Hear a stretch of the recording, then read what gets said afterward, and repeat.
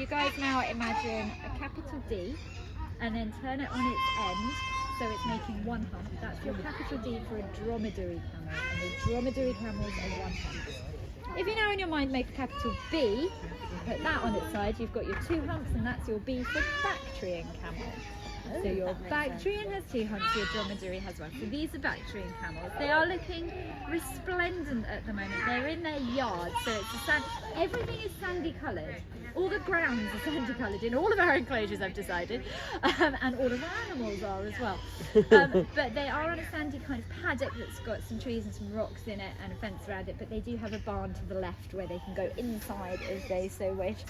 But they are looking resplendent, they're huge. Noemi, our female, who's the one that's right in the middle of the paddock at the moment, she's 800 kilograms. So if I tell you our tiger is 120 kilograms. 16 of me. There you go. Big animals have big poo. That's like my favourite chocolate. Sorry to ruin Maltesers for you. Just for a while. It's super duper dry, so they use it like which is like wood or something to burn fires. Yeah. And this is because they conserve every tiny bit of fluid.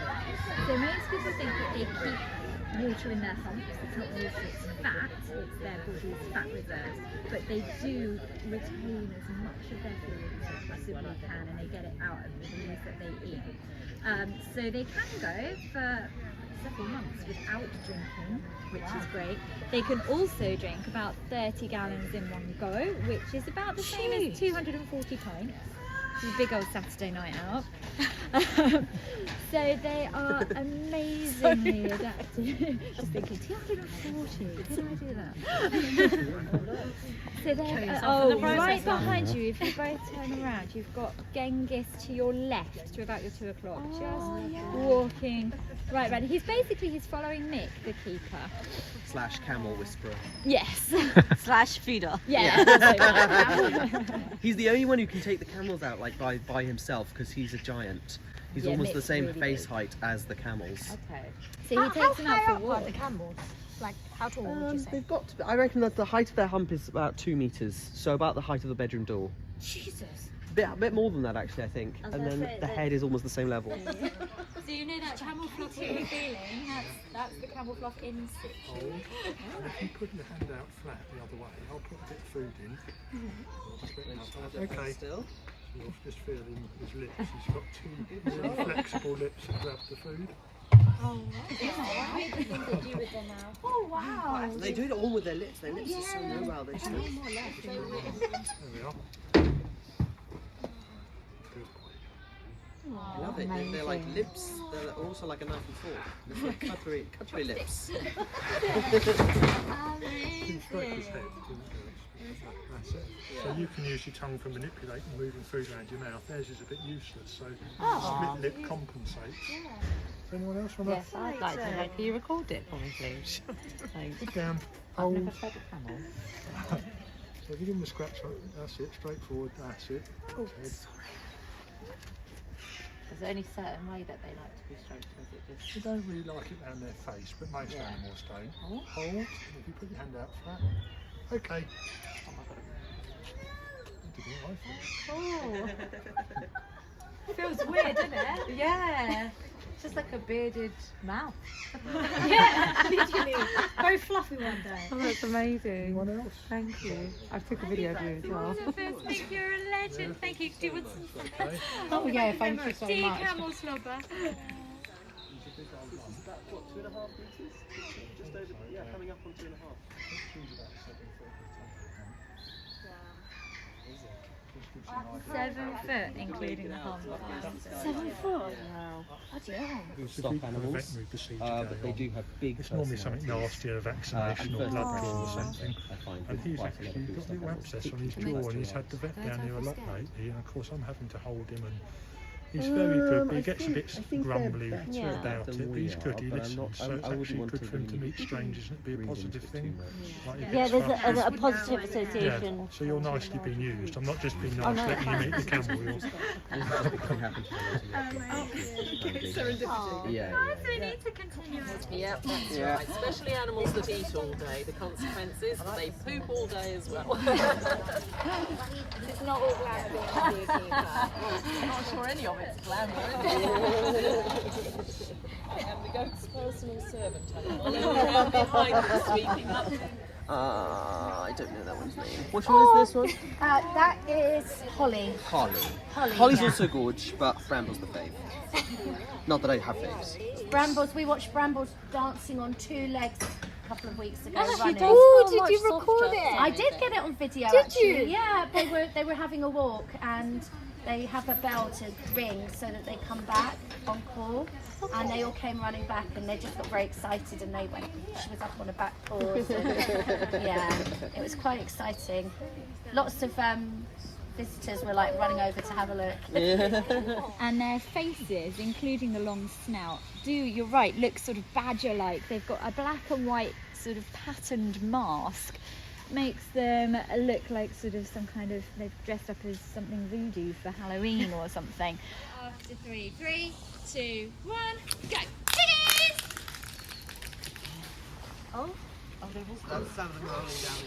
Oh, they kind of sound like pigs too.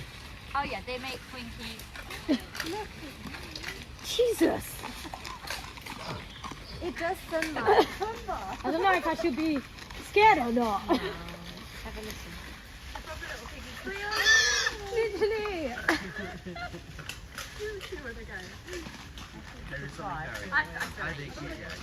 Yeah.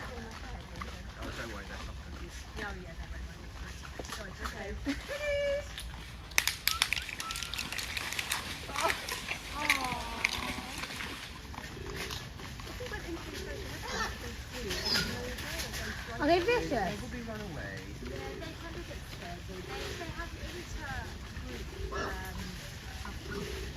A little bit of a hierarchical thing occasionally, but mostly they're... You'd avoid them. Do they fight over the food? No. Pigs have really, really, really powerful haunches. Are they quite lazy animals? They can be, like they do. Because they're all looking down at you and they're like, no. We can, but we're going to check out for any that are on our level first. Although I can still hear it shuffling around, so there are some together, so some on them will be down in the moment. Yeah, because these There's crows are definitely one lovely. over there, yeah. Yeah, because you sort of see them. We don't tend to tag them. It's not ideal. Lots of people do it with cattle and livestock on livestock on farms and that. It's usually done when the animal's very young. I guess probably when they're in the year or something. I mean, but we prefer, I mean, we don't keep it.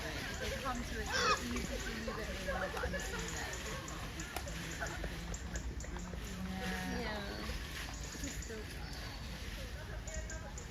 they're such lovely things. They're quite fluffy around their faces and under their tummies.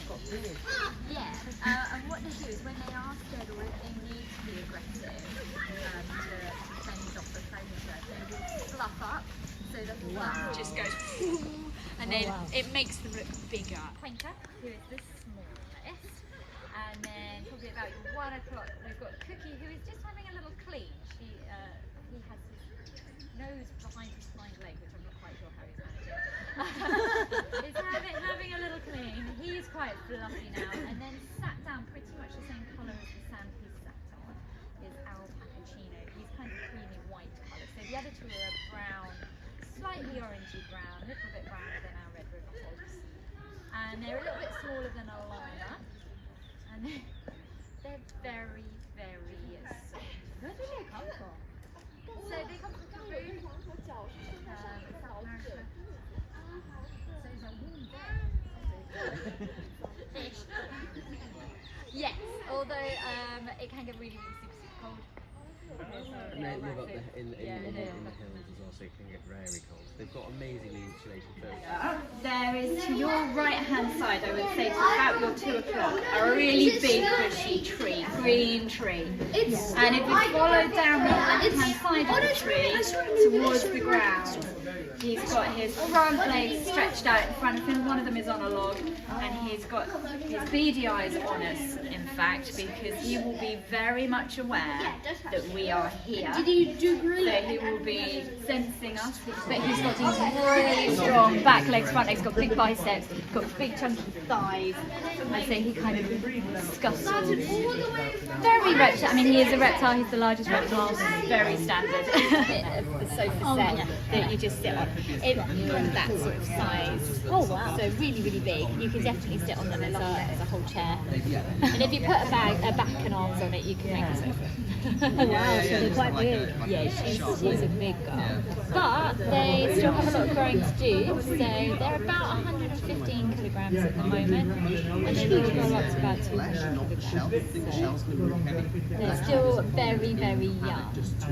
How old are they? So these are 26. Now that might not sound very young, but they can live up to 200 years old. Really? So still definitely youngsters. Their dad is in his 90s, and he weighs about 190 kilograms. but they He's floated still in like absolutely going strong. So you've got Dolly with food hanging out of her mouth. Very delicately. And Priscilla is no, they actually can't see the face. They're fine in their rib cage.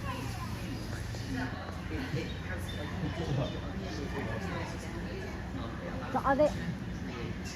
It's going to sound like a really dumb question. But are they attached to the shell? Yes, so it's Yeah. attached to their backbone, their spine. So we always say that if you go on holiday and buy like shell trinkets, it means that the tortoises will survive because the shell comes with the system. So it's one of those little illegal wildlife trophies that people don't realise that we all know not to go and buy animals. I think it's so easy to Yeah. yeah, but tortoise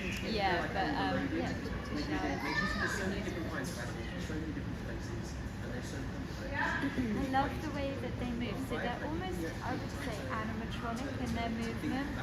They kind of look like they're not real, like someone's remote controlling them, especially with their head and their neck. It's very robotic. She's standing there.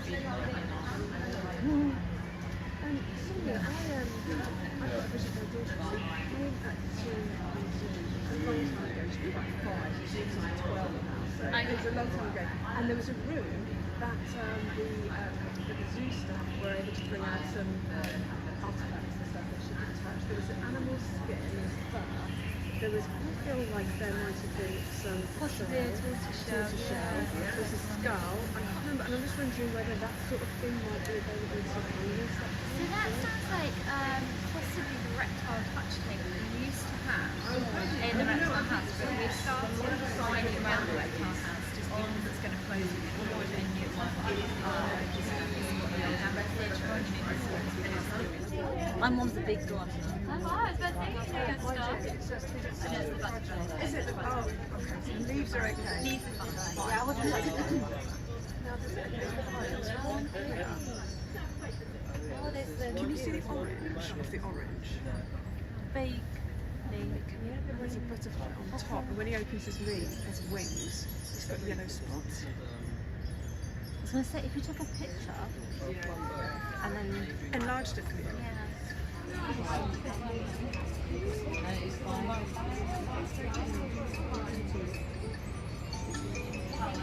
I'm going to stay very still.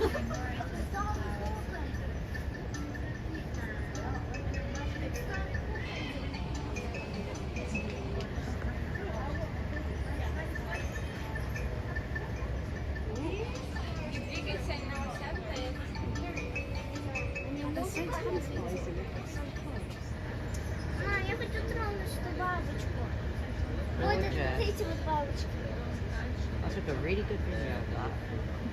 Look how zoomed in you can get. Sorry, I'm showing. So it's like the tentacles on there. Poke in like all the different little pods of the flowers. But they're like picking at it really hard to like get the nectar out of it. So it's called the proboscis. It's basically where are the tongue. tentacles It on their unrolls. balls? It's like on the nose or eyes. Or they... It's in their mouth, so it unrolls. It's usually curled up inside their mouth, and it's just the tongue, but it works like a tube, so like a drinking straw. So they unroll it from in their mouth, Okay. put it in, and then they kind of suck up the nectar through it. That's so cool.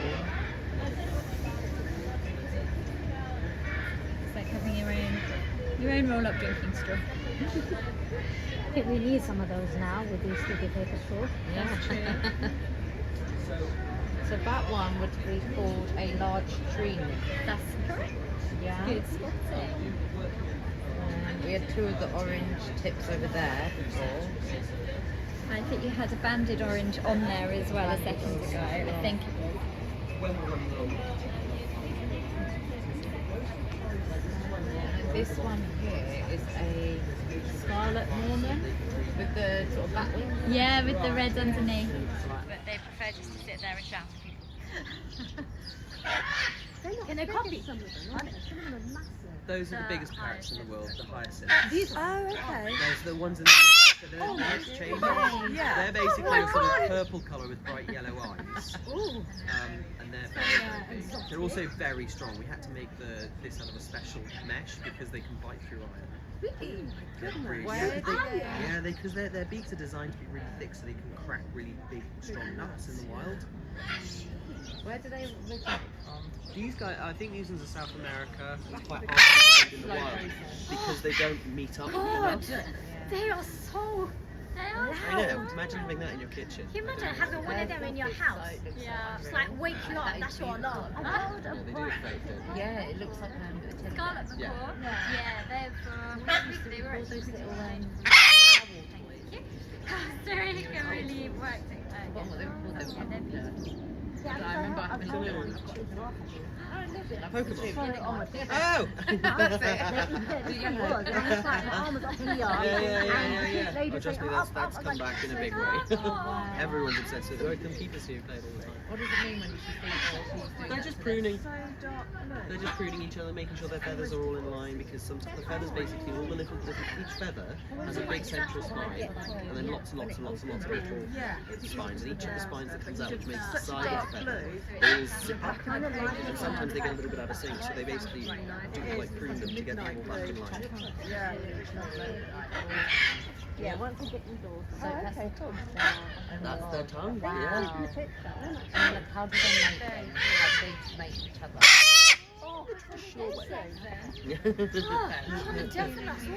Simple. You want to see that parrot over there? Making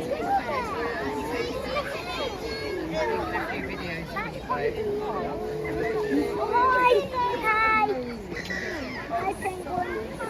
And then we're having a little bit of a freeze. So these are Humboldt penguins from South America.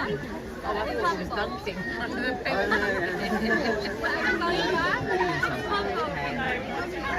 Can you have a penguin as a pet? We need to go down there. When they do, they shoot at about 6 foot out the back, really, really far, really hard. So they've ruined so many of my shoes. Oh wow. Yeah, and they're very sharp beaks. They live in colonies of like And then hundreds or thousands. So. How many is there? Maybe 100 live here. We've got room for about 100 people. I think at the moment we've got 17. Maybe 74. No, we do run an experience sometimes at certain times of the year where we can take you into them. We don't do any feedings. But you can book like a special penguin meeting. My boyfriend is a Yeah. and I always want to do that. Oh yeah, that's cool. I don't know when they're starting up again, but they sort of run fairly randomly, to be honest, through the year. But yeah, they'll probably be some running at Christmas. Yeah, they do sound like donkeys. People in the park, they go. Is it? Yeah. Hey, did you know? The water's here all the way down. But there is floating in front of you. There's their heads up. There's one coming towards us right now. And there's that one. He's just going past me and now he's sort of, I don't know, looking at himself because he's seeing himself. And then out there. And they've got like a really rubbery looking skin. Like two fish.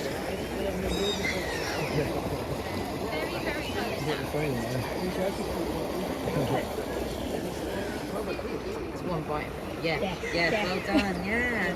Oh my god. Wait, are they swimming? Yes, they're swimming, yeah.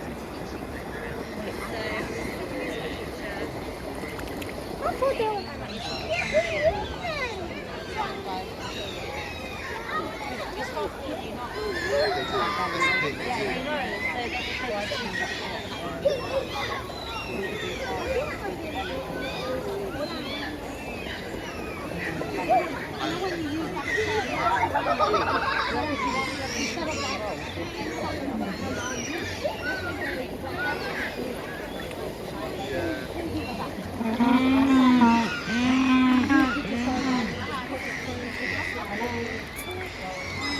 QR code or something.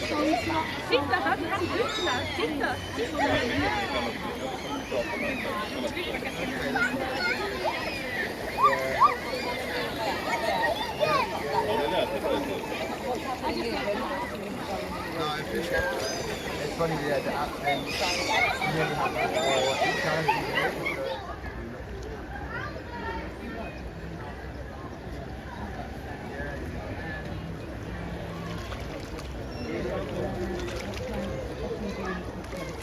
So if we did do this podcast, would you like that? Probably leave that to you guys. Okay, that would be our own doing.